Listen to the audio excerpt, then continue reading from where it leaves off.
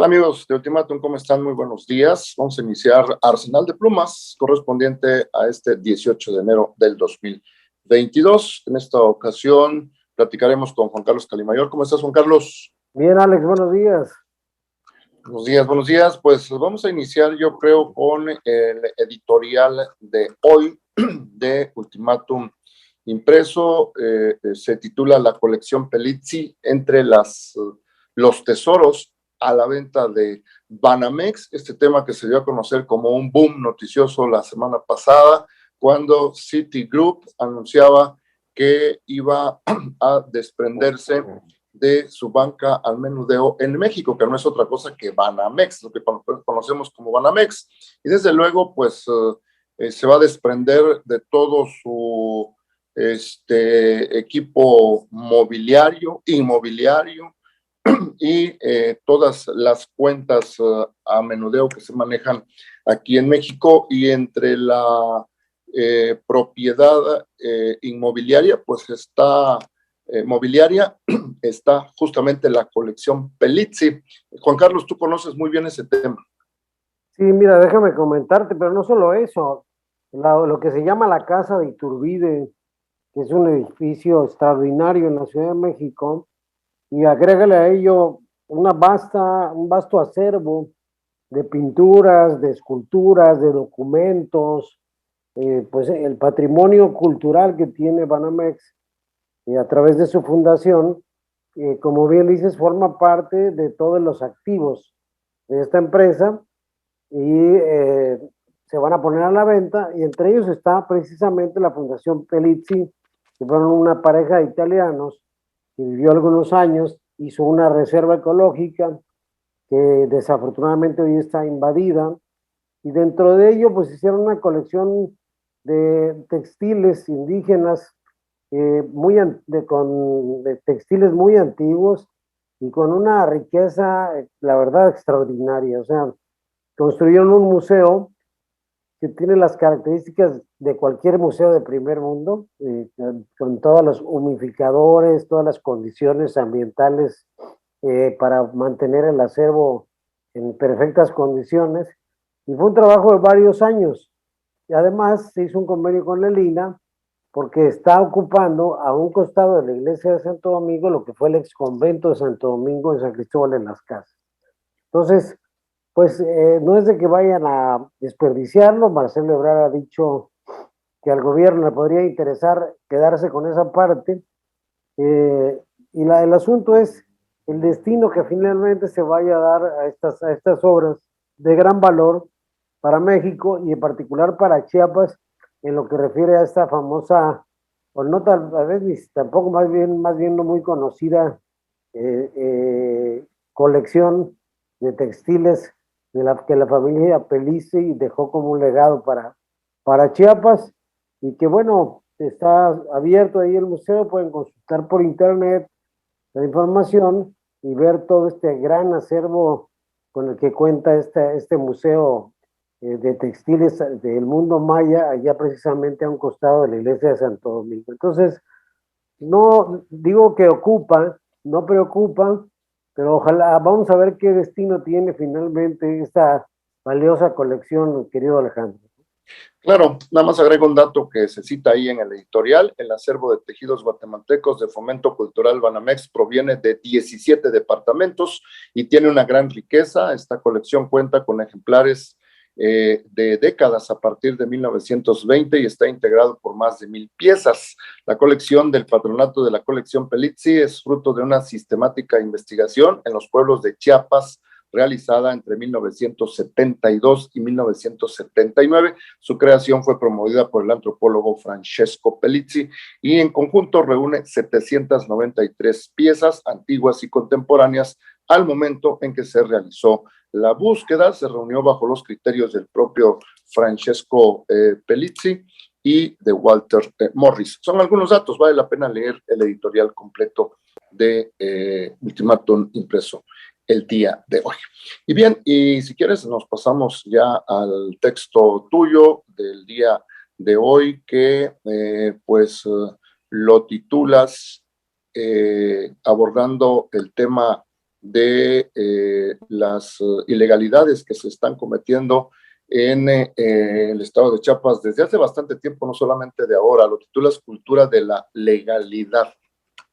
Sí, así es. La cultura de la legalidad es un concepto que conocemos muy bien los abogados y tiene que ver con la coexistencia pacífica entre ciudadanos que habitan un mismo y son gobernados en un mismo territorio, donde la base principal es lo que Juan Jacobo Rousseau conocía como el contrato social, es decir, que todos estemos de acuerdo en que exista un poder que tiene el monopolio del uso de la fuerza. Eso es parte de las atribuciones del Estado.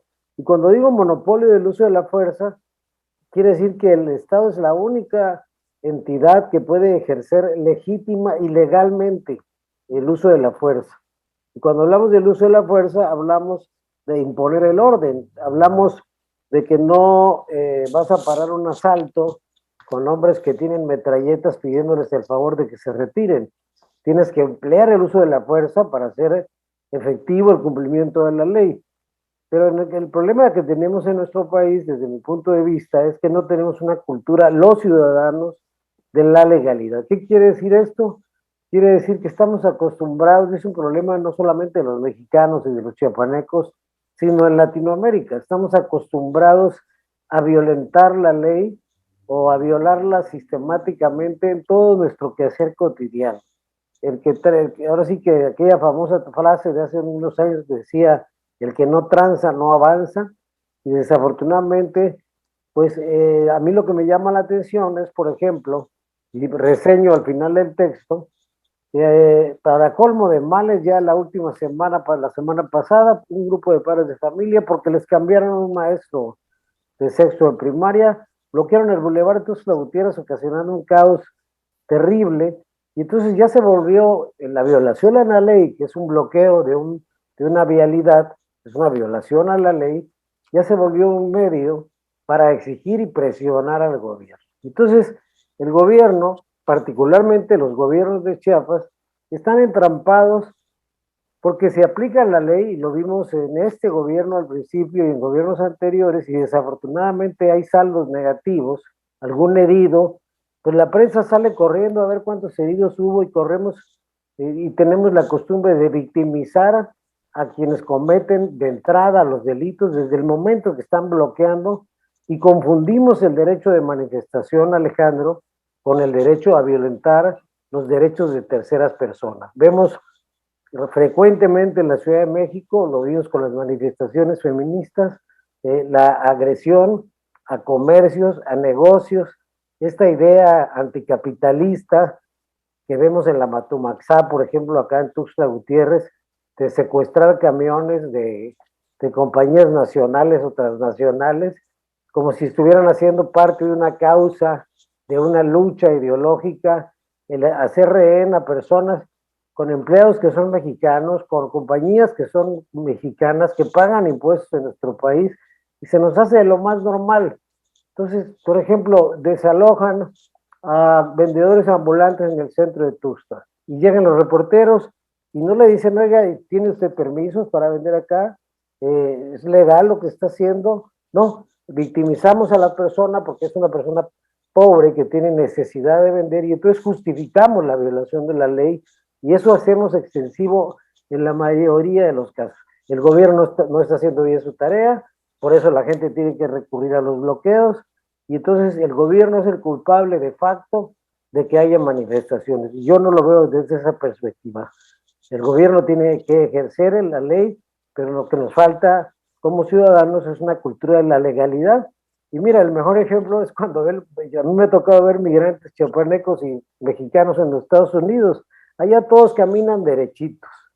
Allá nadie se pasa un alto. En Estados Unidos, si te para un agente de policía, lo que te diga lo haces a pie puntillas, porque tienen inclusive la facultad hasta de dispararte en caso de que pretendas huir, o en caso que te resistas. Ellos tienen y ejercen el monopolio del uso de la fuerza para imponer la ley. Eso lo tienen ellos, por eso son un país próspero, y nosotros vamos a seguir siendo un país subdesarrollado en lo cultural, en lo político, en lo económico, mientras no desarrollemos, querido Alejandro, una cultura de la legalidad. Ese es mi punto de vista. Claro, invitamos a leer entonces a Estribor, Cultura de la Legalidad, de Juan Carlos Calimayor, el día de hoy. Si me permites, pasamos a mi texto de Acá Entre Nos, lo titulo Los 21 desaparecidos, este tema que venimos conociendo desde el 26 de julio del año pasado, ya casi 6 meses, casi medio año, y no se sabe nada de ellos. Y abordo los datos como un contexto, pero lo esencial de la columna de hoy es de que me parece sorprendente que el gobierno federal y el gobierno del estado hayan anunciado a los familiares de los desaparecidos apenas el 14 de enero de que ha iniciado su búsqueda. ¿Cómo es posible que tuvieron que esperar casi 6 meses para que iniciara la búsqueda oficialmente de estas 26 personas? Un dato adicional que yo vi por ahí, los familiares lo dijeron, de que la última vez que vieron a estos 21 hombres, pues fue cuando el grupo armado, el Machete, entró a la cabecera, a las casas, en la cabecera municipal de Panteló, entró a varios domicilios y sacó por la fuerza a esos 21 hombres, los llevó a la plaza pública, a un kiosco, los amarró de las manos, ahí los mostraron en un video y ya después no se supo nada de ellos. Los familiares dicen que posteriormente se enteraron de que tenían a estas personas realizando trabajos forzados en una comunidad que está justamente ahí en Panteló y en donde tiene su centro de operaciones este grupo armado que se autodenominó, válgase la redundancia, grupo de autodefensa, ¿no? Entonces, pues ese es el texto que escribo hoy aquí Acá Entre Nos. Yo supongo que estamos a 18 y el 26 de este mes van a resurgir las manifestaciones, las protestas, que de todas maneras las han estado haciendo, eventualmente han hecho protestas aquí en el centro de Tuxtla Gutiérrez, lo han hecho en San Cristóbal, ya fueron una vez a la Ciudad de México, pero supongo que por la fecha emblemática de los 6 meses de su desaparición van a realizar algún otro tipo de manifestaciones, precisamente exigiendo de que las autoridades correspondientes hagan su papel para tratar de localizar a esas personas. Si me permites opinar, Alejandro, te puedo decir que es comprometerse a buscar una aguja en un pajar. Todo indica, para empezar, y volvemos al análisis que hacía yo sobre mi texto, son 21 personas, igual que le pasó lamentablemente a los jóvenes de Ayotzinapa, hoy una especie de mártires, que parece que no andaban jugando, andaban haciendo cosas indebidas y le rascaron la panza allá a los narcos en Guerrero, que tomaron una represalia en contra de ellos, y obviamente costó muchísimo tiempo localizarlos, y bueno, aquí va a suceder lo mismo, nada más que estamos hablando de un entorno donde no se localizan a muchos responsables de muchas cosas, más que localizar a los desaparecidos, lo que veo es una ausencia absoluta del Estado, y cuando digo el Estado me refiero a la Comisión Estatal de Derechos Humanos, a la Comisión Nacional de Derechos Humanos, a la Fiscalía o las Fiscalías, a la Secretaría de Gobierno, a todas las instancias que quieras, habidas y por haber, que ante la ausencia del Estado de Derecho, suceden estos fenómenos donde la gente se hace justicia por propia mano. Es lo que está pasando en Ochuga ahorita, es lo que pasa en frontera con Malapa, es lo que pasa en Chenaló, es lo que pasa en Venustiano Carranza, cuando literalmente secuestran a la ciudad. Es la ausencia de un Estado de Derecho que se debe, tiene orígenes en Chiapas muy arraigados desde la lucha zapatista, ese es mi punto de vista, en la que se victimizó a las comunidades indígenas, y de ahí para el Real, pues ahora mira lo que le hicieron al alcalde de San Cristóbal ayer, prácticamente lo rodearon, lo amenazaron, le decían vamos a venir armados, y lo obligaron a firmar un documento. Eso es la fotografía de lo que está pasando en este momento y en nuestro estado, y ha venido sucediendo en sexenios anteriores. Es decir, la victimización de quienes violentan la ley para hacer efectivos sus derechos, legítimos o no, y la ausencia absoluta de un Estado de Derecho, que quiere decir la presencia del uso legítimo de la fuerza por parte de las autoridades. y perdóname que lo diga, pero todos somos responsables, sobre todo como ciudadanos, porque luego, en cuanto entran policías que también son padres de familia, que también tienen hijos, que ganan un salario mínimo, que resultan heridos, resulta que los malos de la película siempre es el Estado represor y con sus policías. Entonces, vámonos poniendo de acuerdo. Si queremos vivir en un país con legalidad, en un estado donde se aplique la ley y no nos alarmemos si como consecuencia de la aplicación de la ley resultan lesionados que se resisten a respetar la ley o a respetar a las autoridades. Tú en Estados Unidos, salvo algunos casos como Black Lives Matter, donde se manifestó la comunidad afroamericana por el sometimiento precisamente de un policía a un afroamericano que terminó falleciendo, pero es muy raro ver que un ciudadano le agreda a palos, como sucede frecuentemente en nuestro país, a las policías. Allá y en el primer mundo se le respeta a la autoridad. Y lo que no tenemos en Latinoamérica y en muchas partes del mundo es precisamente todo lo contrario. Sí, claro, pero en este caso de los 21 desaparecidos, yo he de observar que no deslindaría yo la responsabilidad de las autoridades porque en el momento que fueron sacados de sus casas fue un acto público, se estuvo publicando en tiempo real en redes sociales. Cuando los tenían ahí amarrados en el kiosco de la cabecera municipal de Panteló, también, y ahí estaban cerca los elementos de la Guardia Nacional. Entonces, no actuaron en ningún momento cuando lo pudieron haber hecho ahí, ni tampoco se ve que hayan actuado después de esa desaparición. Esa es la crítica agregado a lo que déjame agregar, Alejandro, completamente de acuerdo contigo, acabas de dar en el quid del asunto. La Guardia Nacional, a diferencia de los carabinieri en Chile, por ejemplo, en Italia, que son lugares donde se respeta a las figuras parecidas a la Guardia Nacional, en el caso de México tienen la instrucción de no actuar, porque tenemos un gobierno que llegó a punta de bloqueos y a punta de protestas sociales y ahora pues no tiene autoridad moral no tiene la legitimidad para ejercer la ley y el mensaje son abrazos pues no, y no balazos y así no se puede imponer el orden. Si no actuaron, como pasó en Acteal también, donde a unos metros o no sé cuántos metros de ahí ya estamos hablando de historia, había un destacamento de policías y ahora los culpamos por no haber actuado. Primero es la violación a la ley por parte de los ciudadanos que suplen al Estado haciéndose justicia por propia mano y en segundo lugar la omisión por parte de las autoridades que prefieren evitar intervenir para que el asunto no se ponga peor y no terminen victimizando a quienes transgreden la ley y convirtiendo a las autoridades en un Estado represor culpable de todos los males, ¿no? Pues ahí está ese caso pendiente. Seguramente va a dar de más de qué hablar en los próximos días. Y nos vamos ya a la última columna, si te parece, de Viviana Belsazo, que habla justamente de lo mismo, de la falta de aplicación de las leyes, de la falta de hacer justicia que ocurría en el sexenio anterior, en el caso concreto del que habla Viviana, y se refiere a el caso Gutiérrez de la Torre, que no había procuración de justicia a víctimas.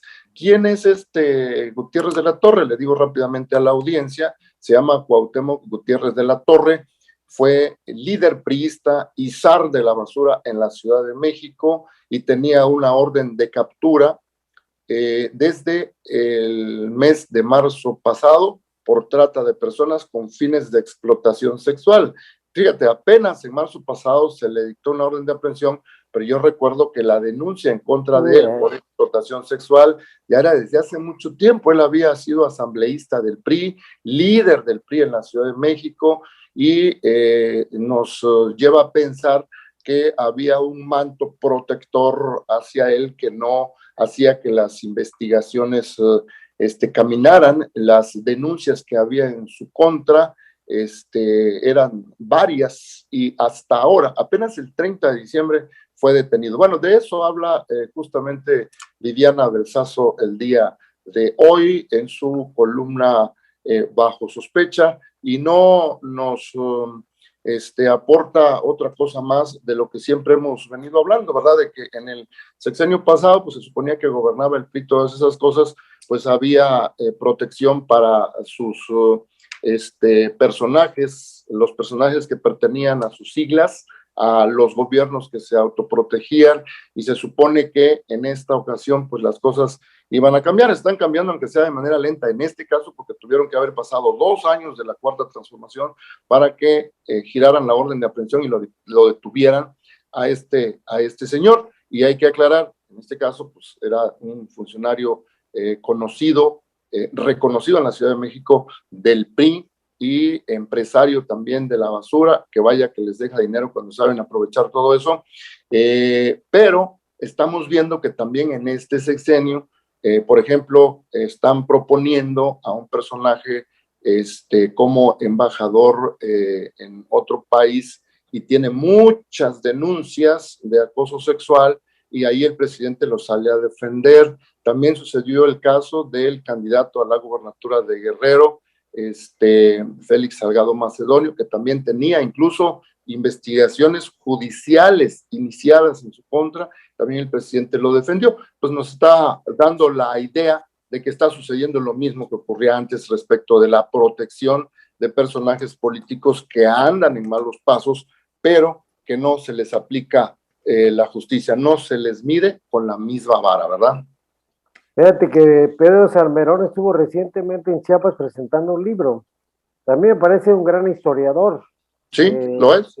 Sí lo es. Yo tengo varios de sus libros, y es muy chistoso que las mujeres que se asumen progresistas por la causa feminista, que se asumen de izquierda, pues resulta que para que la cuña apriete está saliendo del mismo palo. No es la derecha conservadora, no son los neoliberales, son organizaciones feministas que se asumen de izquierda las que hoy están en una lucha intestina por la indefinición que tiene este gobierno de sus posturas políticas, sacándole a relucir, como pasó con Salgado Macedonia.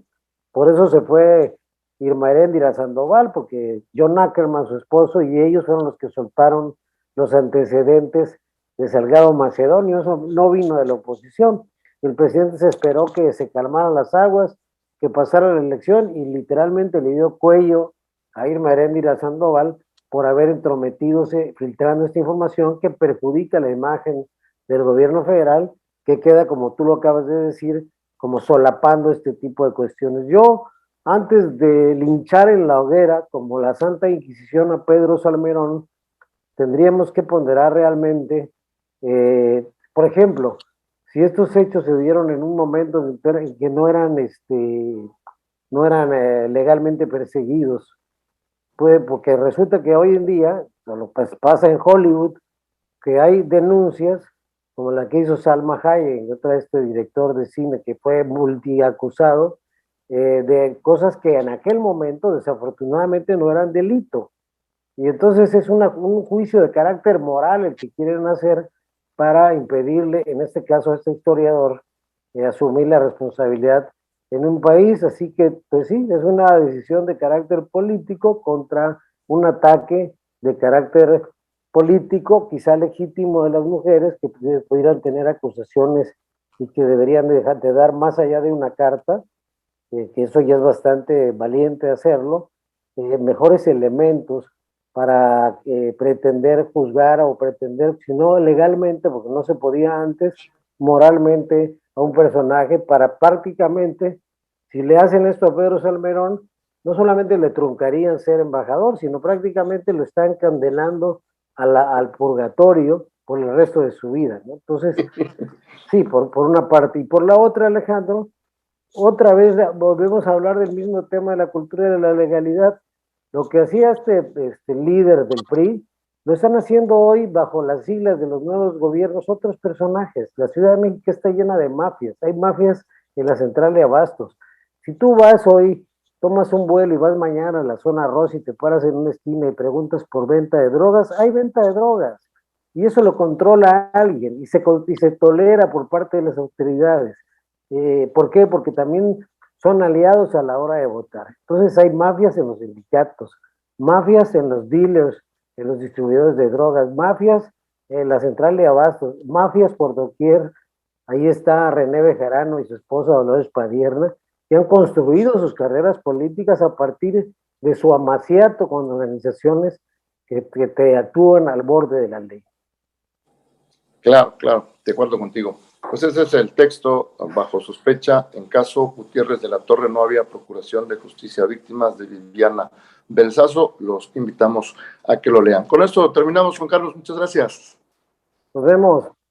Ándale pues. Muchas gracias a todos. Buenas tardes.